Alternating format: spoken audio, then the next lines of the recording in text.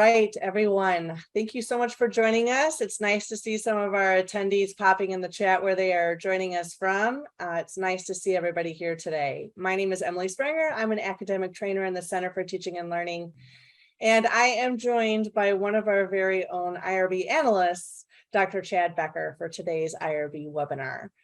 So, couple of housekeeping things I want to go over before we dive in. This webinar is being recorded, and we are going to post it on our YouTube channel and also our CTL resource page webinar section. So you can go ahead and take a look at that anytime that you like or reference it. We want you to have conversation in the chat, so that is absolutely welcome. Please feel free to do that. Any questions that you may have, it's best to pop that in the Q&A section of your Zoom so I can keep track of that, and Dr. Becker can pause me as he sees fit to answer some of those questions. And then the last piece, if you do want to have a scrolling subtitle of this webinar, you're welcome to hover over the very bottom of your Zoom over the CC option and select show subtitles if you'd like to see that scroll as this webinar progresses. I am going to kick it right on over to Dr. Becker as he introduced our title for the webinar today, and I hope you all enjoy. All right, great. Thanks so much, Emily. Welcome to our session today. This is a CTL webinar for the Center for Teaching and Learning, of course, and today's presentation is from the IRB. So that's our Institutional Review Board, and I'm one of the analysts there. My name is Chad Becker. I've been with NCU for a while and in a couple of different capacities. Right now, I'm helping folks get through the IRB. So hopefully I can help you today with that, at least part of that, right? Today, we're talking about a very small slice of what we do, referring to K through 12, and we're actually going to be moving beyond K through 12 in our presentation today to talk about everyday or normal education activities. And we're trying to define this broadly, as you'll see today. So that implicates whether or not you use the consent material. So we're going to talk about consent and information letters and how those fit in with everyday educational activity studying. So that's all going to get unpacked today. I know there's a lot there, and I'm looking forward to it. I do want to just remind you of our group writing sessions that we have at the Institutional Review Board. And I'm going to go to my next page where I have a little bit more information about that as well. So you can see our link to the group writing sessions as well as how to find us, the IRB, through a couple of different places, a couple of different resources. And you can sign up for group writing sessions for topics such as eligibility criteria, recruitment, materials, and consent letters.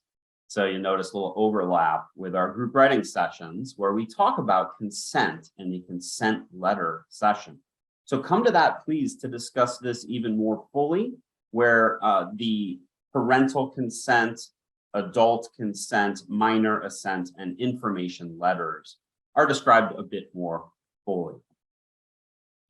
So our session today then is really going to focus on information letters, but to get us there, I want to talk about traditional research quickly, which involves consent letters, as well as non-traditional research, like what I'm talking about today with everyday educational activities. So you can see I've got these 4 topics and we're going to work our way through. But let me stop first and ask if there's any questions so far. Okay, I am going to go ahead and scroll up real quick. I don't see any questions right now in the chat that hasn't been addressed. So we're going to get started then. So the traditional form of research that people kind of think of, I think, when they think of dissertations, is to go out and gather information from human subjects through the forms of like interviews or surveys or questionnaires. Maybe you're observing somebody. That's traditional research, social science research, and that typically involves using a consent letter. So you can see here that you will need to write a consent letter for your application. if the following are true. And I would say about 95% of our studies use consent letter. So if you're planning to do your research with human subjects, so that's a big decision first. And again, most of us do. There is archival research where you take an existing set of data and research that. So that's a possibility. But most of our students, most of our faculty, when they do research, they do it new with new information that they're getting from people. So if you're doing that and you're using adults, those two criteria mean that you will use a consent letter. So we have that session for that. I do want to take you there just to show you the resources that we have available for consent on our website. So I'll try to make this large and so you can see it a little bit better. But this is our website, and we have static tabs. No matter which page you're on our website, you will see these static tabs. I am on the consent letter page, as you can see here, and you can find that no matter where you are on our website from opening up this drop-down tab and selecting the consent letter page. You can see that we have our template for those of you that are using the adult consent letter. So please do use that template and follow the directions for that, coming to our session and submitting that draft template letter to us so that we can give you help on it. So that is basic research, and that's with adults using our typical consent letter. Take a look at that template, come to the session, learn a little bit about the process before you submit your application. That's not really our topic today, so I just wanted to start with what we're not talking about, right, and get to what we are talking about. So we're not quite there yet. I do have another knot that we're going to talk about, but before we get there, let me stop and ask if we have any questions about this first little bit of information. Hold on one second. I did pop in that link to the chat for folks that Dr. Becker is talking about as well too. So there is one question, and I'm going to go ahead and ask there. Yeah. So all right. Yeah. Yeah. In the chat here, I am an elementary school social worker and wonder if I'm doing my day-to-day work, which my school district provides consent in the parent-student handbook, so I still need separate consent, or can I use my notes to support my research? And you know, and we're going to try to define very broadly what kind of everyday work is and everyday activities are. So if the work that you plan on doing with your participants is considered everyday or normal, and I'll go into those definitions and how to prove that to us a little bit later in the presentation. But yeah, then you would essentially be eligible to consider the information letter. If what you were doing was bringing in something new, maybe not.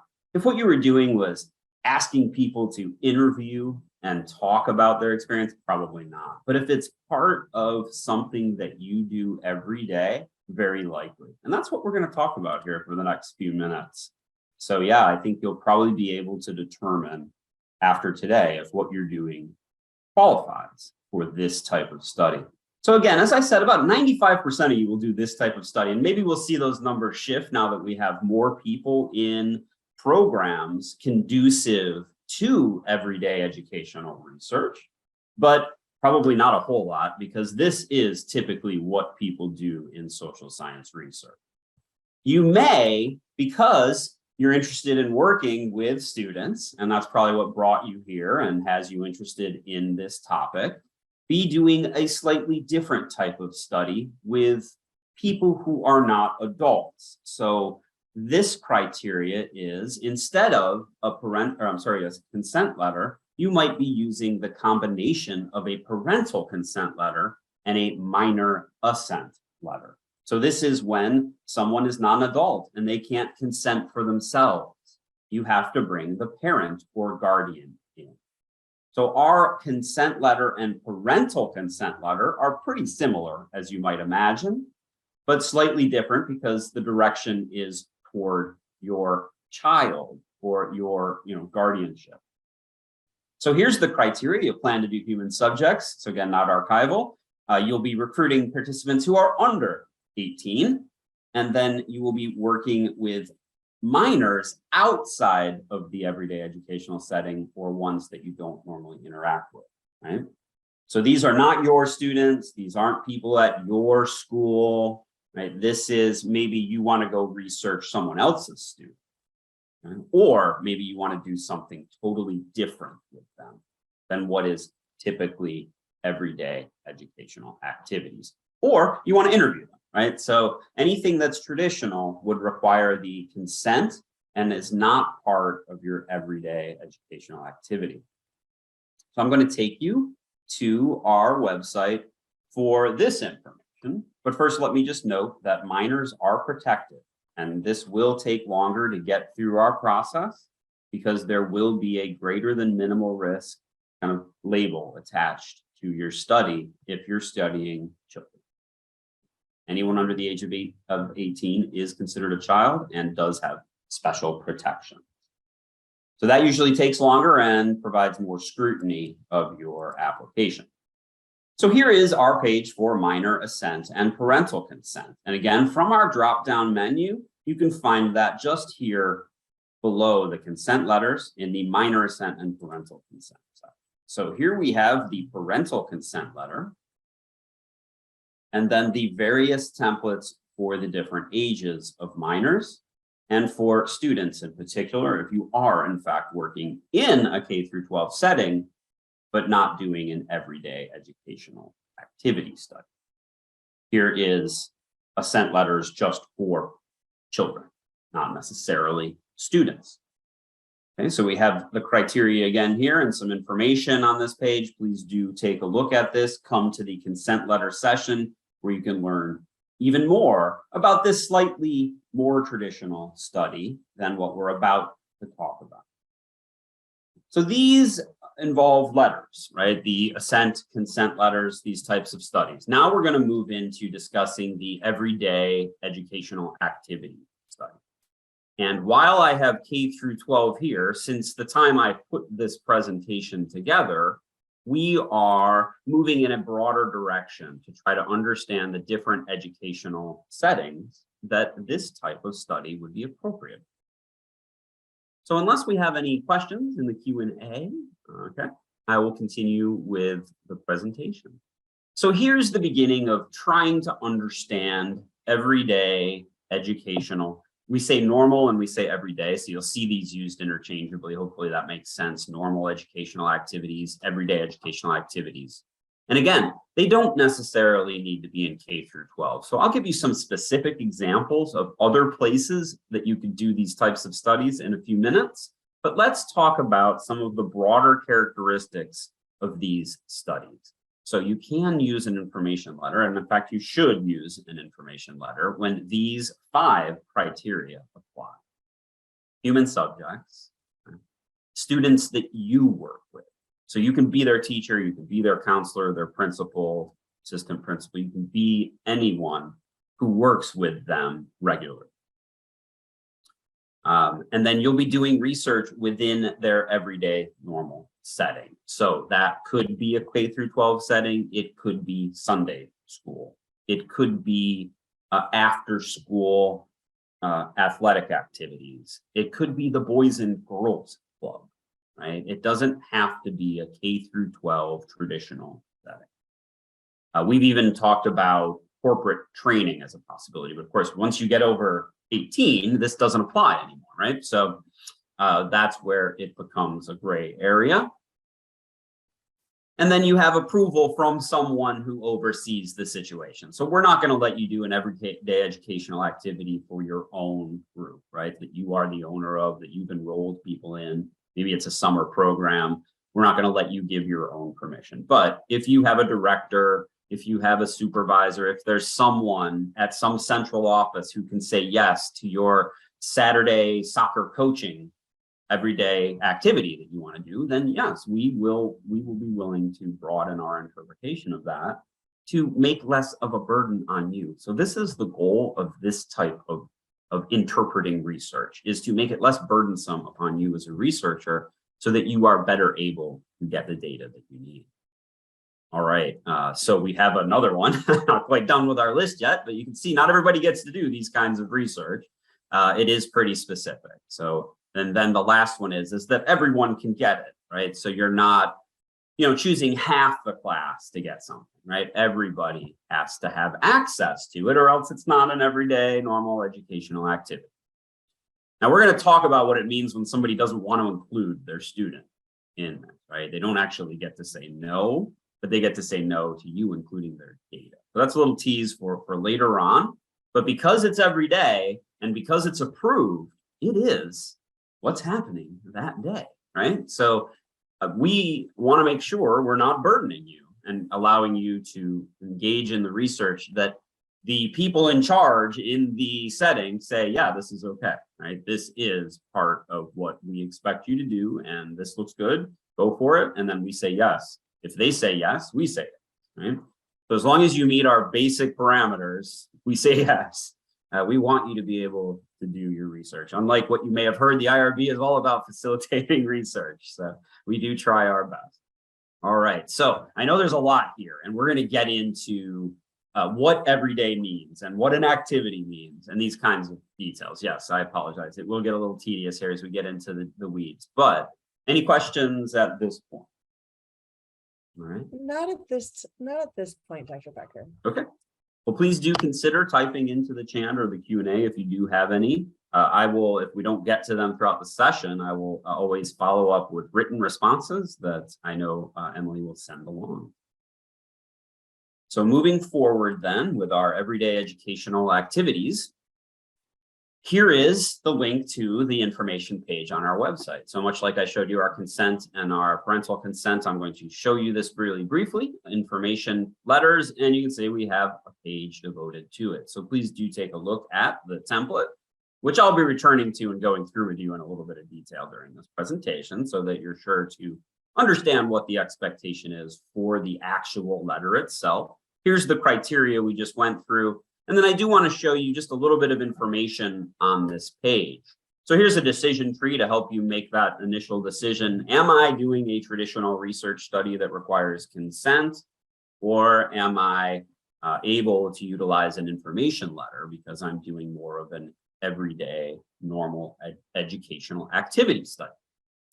So when it's not part of the normal education setting, right, that's your first clue that it is not an everyday educational activity. If it's similar to the things that normally get done in classrooms, then you have a good chance of it being considered as a normal everyday educational activity.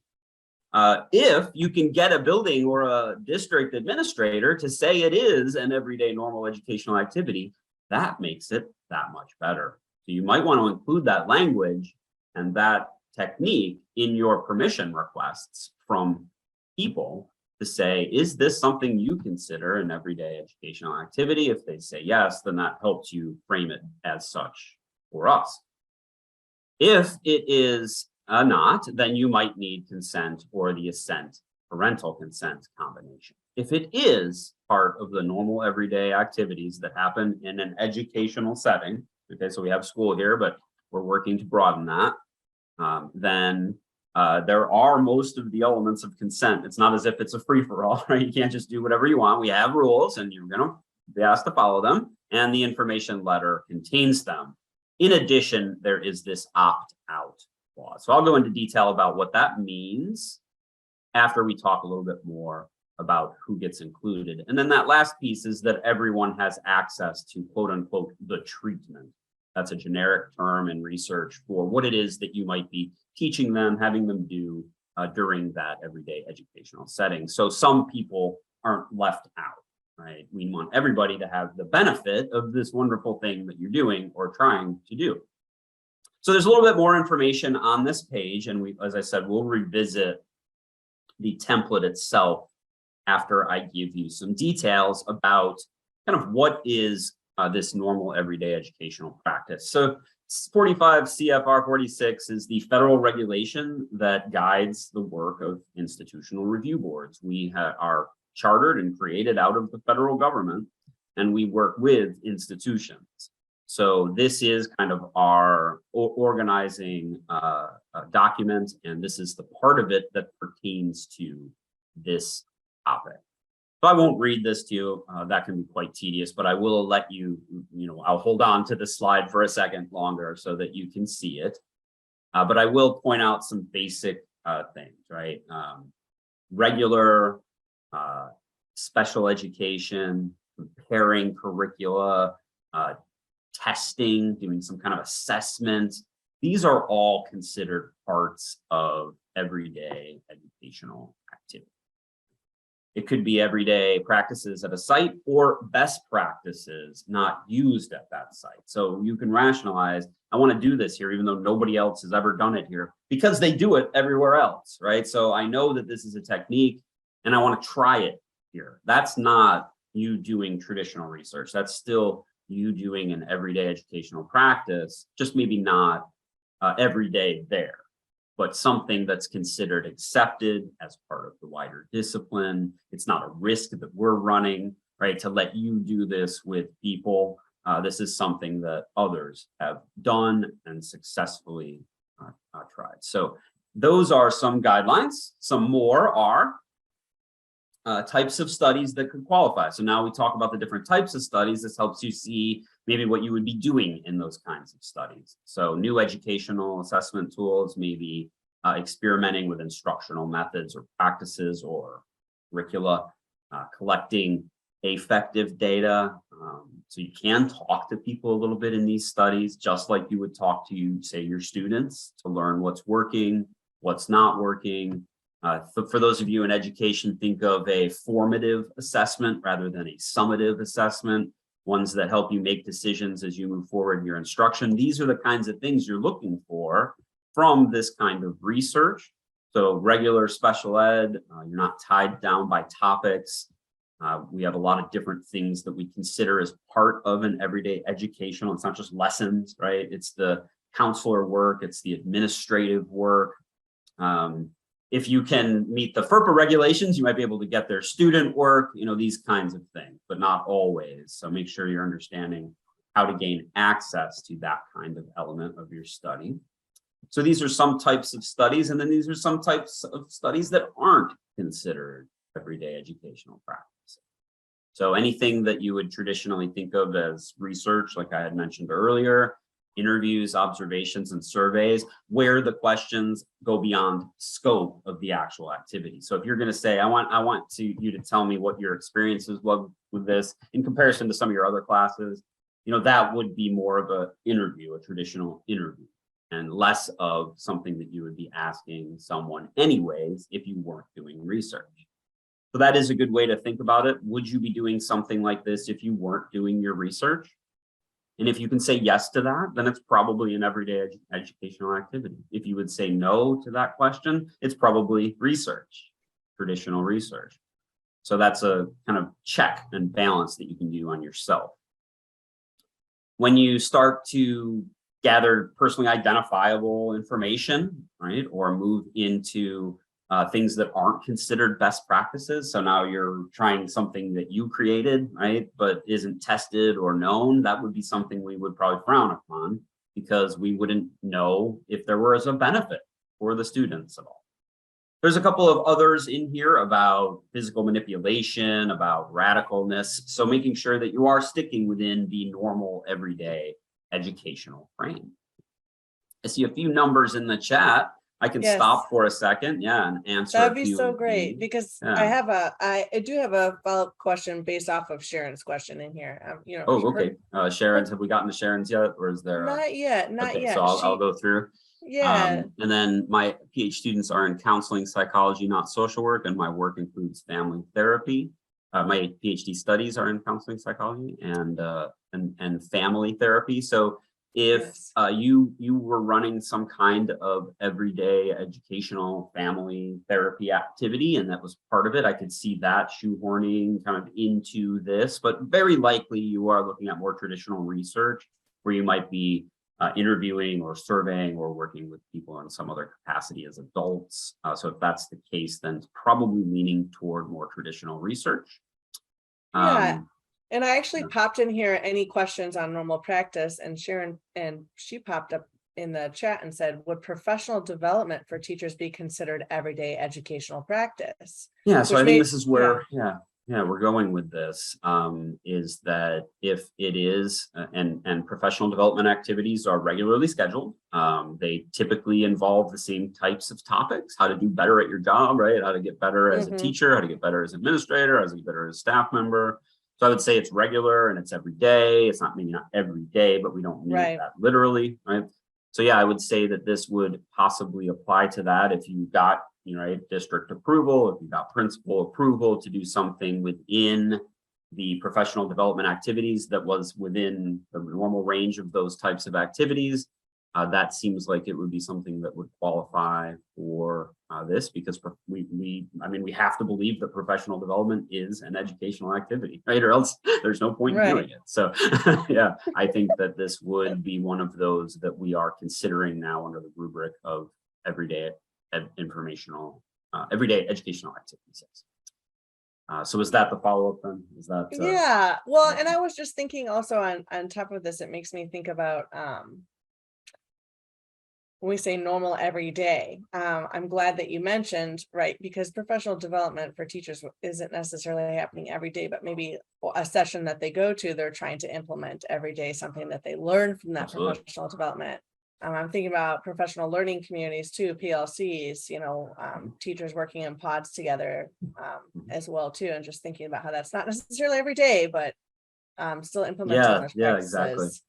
Okay. So yeah, normal, regular, every day. That's kind of how we're using every day. Is not about frequency necessarily, but about type, right? So if it's something that would normally happen within that setting, then yeah, we would be okay with it. So if you were doing something radically different within that professional development setting, we might say, well, this isn't something that typically happens in professional development. Are you sure this is being considered every day by your principal? And if your principal said, yes, this is something that then we would say, okay.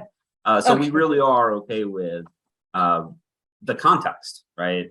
With obviously some parameters. Yes. If you tell us that radical things are happening in your setting, we might not believe you. No, I'm just kidding.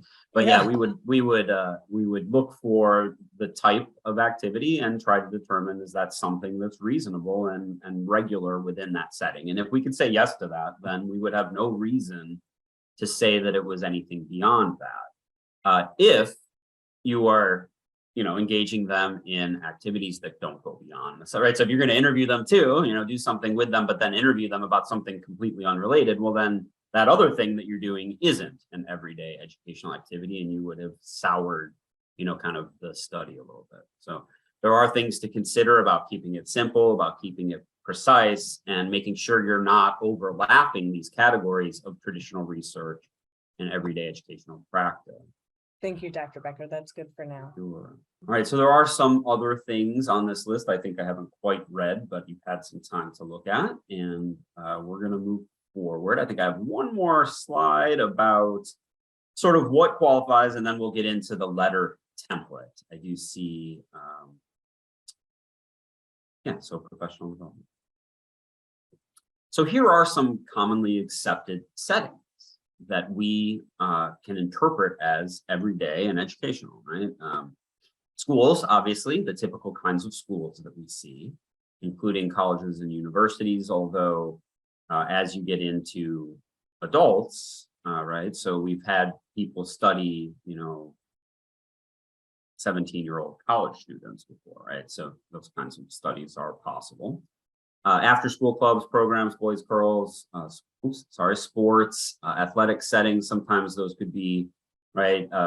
We were talking about this example, like a Saturday soccer league. There is a director of that. There is someone who's in charge that you can go get an okay from, even if it's not affiliated with, say, an educational institution. So there are ways to consider regular educational activities that aren't affiliated with any formal educational institution. And so that's something to consider, but we would need someone to be able to give permission to say, yes, that's okay to do.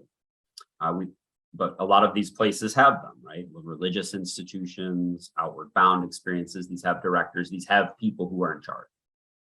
Even corporate training settings, but again, as they reach adulthood, then this becomes sort of moot, and you would just ask for consent anyway. All right. So I've linked us again to the web page so that I can show you one more time where our template is for the information letter. And now I want to go through that template with you. I've pulled it out open, so I have one here, and I will enlarge it. For those of you that are familiar with the IRB's templates, you know that what is in brackets and blue highlighting is where you enter your information. And then you remove the brackets and the blue highlighting and any instruction. So you would, put your title study, title in here, you would remove the blue highlighting, you remove the brackets, same with your name and your contact info, switching that out with your name and contact info, and then removing the blue highlighting and brackets. And on and on and on throughout the rest of the document. So you fill in your role, and of course you have to have a role, right? Or else this isn't an everyday educational setting that you are purview over. So we need that role, we need the location, here's your name and contact information. And then here's the beginning of what we call the opt-out clause. So you may choose for your child's data to not be included, right? But they don't get the option to not include their child. So that seems a little strange to people at first. If it's been approved by, and what we typically, building administrator, so don't mean to be K12 centric, but let's use that as our example. Say the building administrator says, it's okay, and you do it in your classroom, then there's really no reason why that child shouldn't engage in that everyday educational activity. It's been deemed to be just as good as any other activity they were going to engage in that day. The only thing is they may not have their data included. So they're going to do the thing, they're going to engage in the activity. They might even take the assessment that you've had at the end of your activity. But then when they do, you're going to put it in pile B and only take the data from pile A from students whose parents didn't opt them out. So the goal is for a class of 30 people to send, 30 information letters to the parents and then not hear another word from anybody. And if that's the case, then everybody's included. If you get one or two opt-out letters or emails or phone calls, then you still engage that student in the activity so that they're not sitting, in the corner.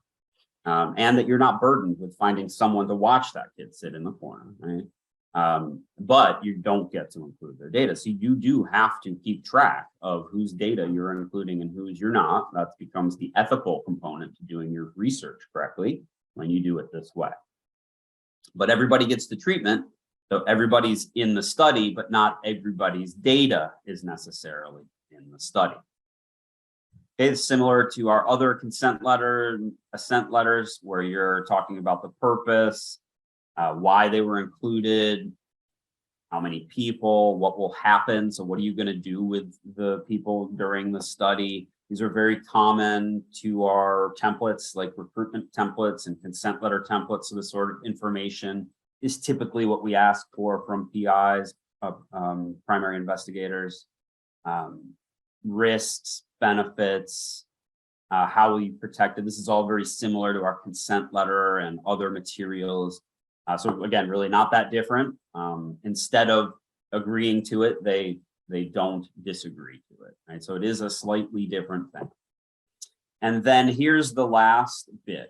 So who should I call with problems? And then can I remove my child's data from the study? So here's a clause about how they can do it now. They can do it later. It doesn't matter when, whenever they want the child's data opted out, you will take it out of the study.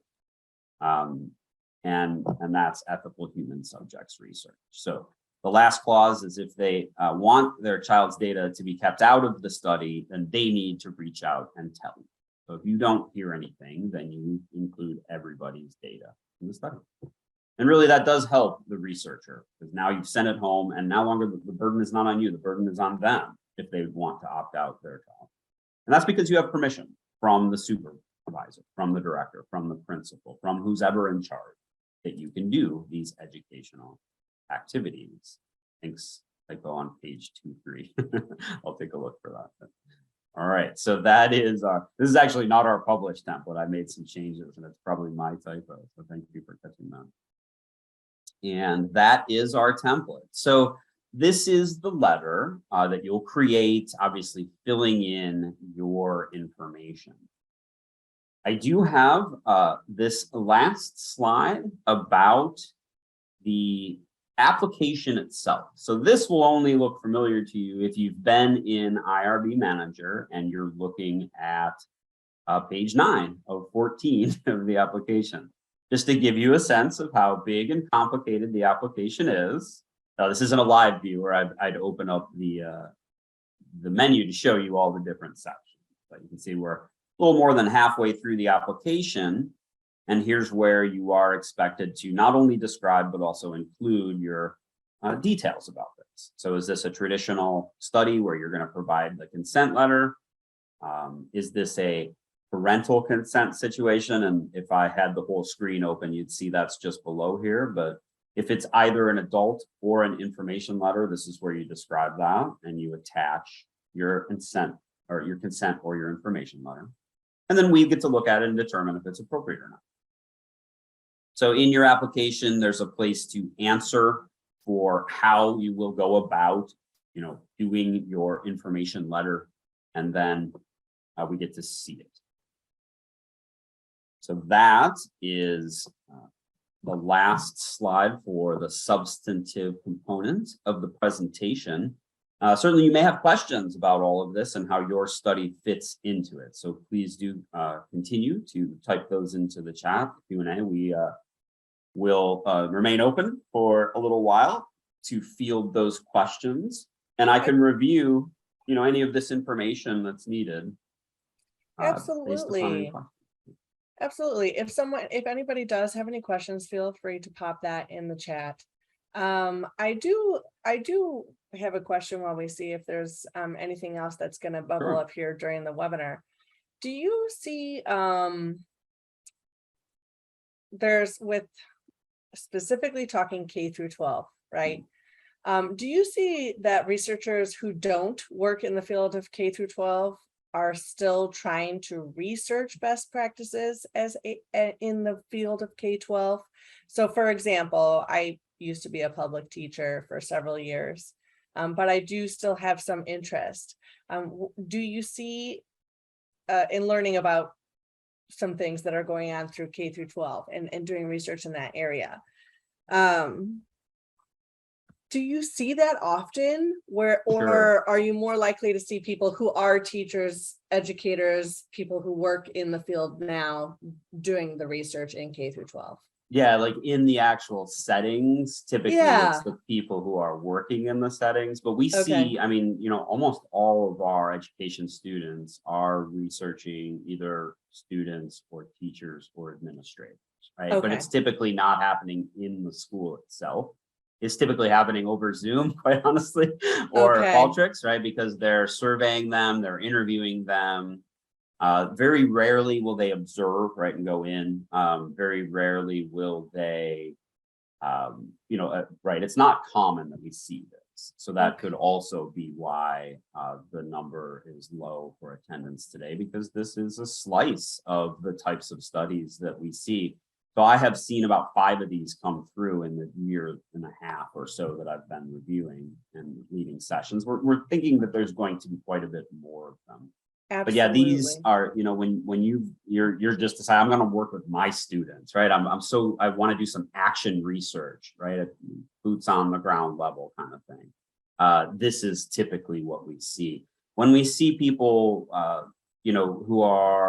who have been or are currently in the K through 12 environment, but aren't, doing research where they need to be in a school, we typically see them doing studies that are either surveys or interviews over the phone or through Zoom. And so we see a lot of different kinds of people doing those types of activities. But I would say that for this type of activity is generally practitioners that are doing them. But and that's because you kind of they have to be your students, right? Students that you work with.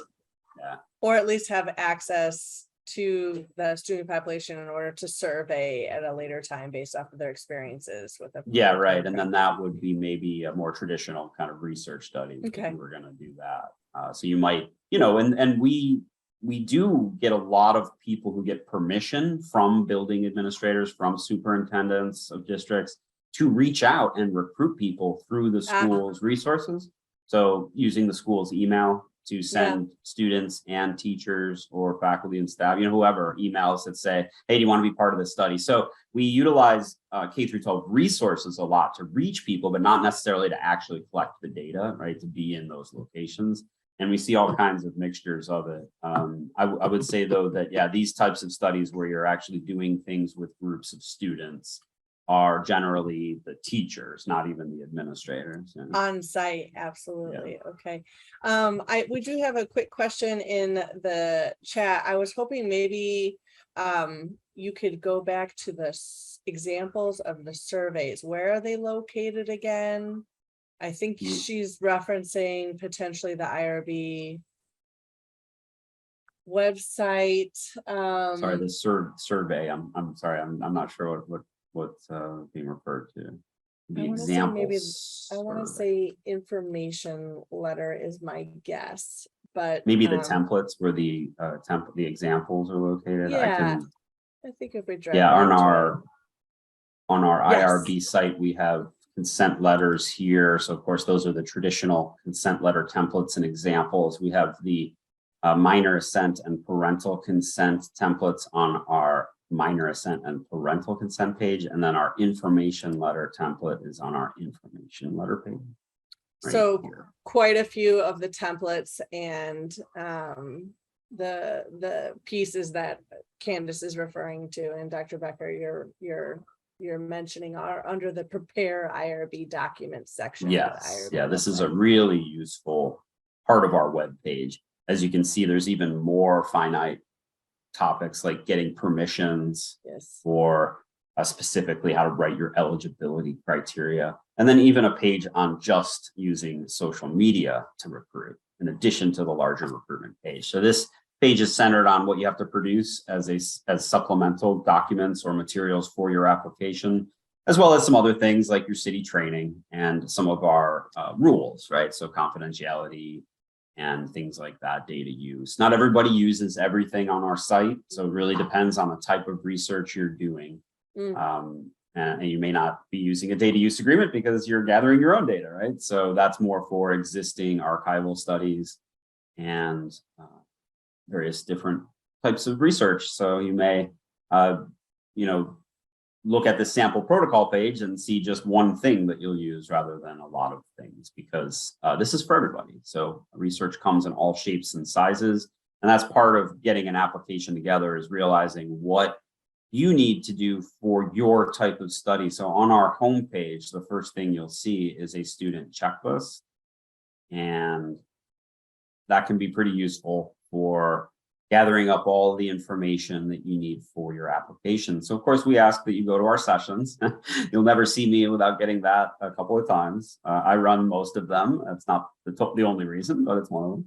I think they're quite useful for students. But yeah, then you just kind of check off the boxes as you go. And these roughly correspond with the sections in our application. So we were just showing you 9 of 14. That's the consent procedures and materials section, and a couple more sections to fill out the application, but that helps you put together what it is that you need and keeps that, I guess, application from being submitted incomplete, which can happen. And of course, is frustrating for everybody because, and then you're delayed. Yeah.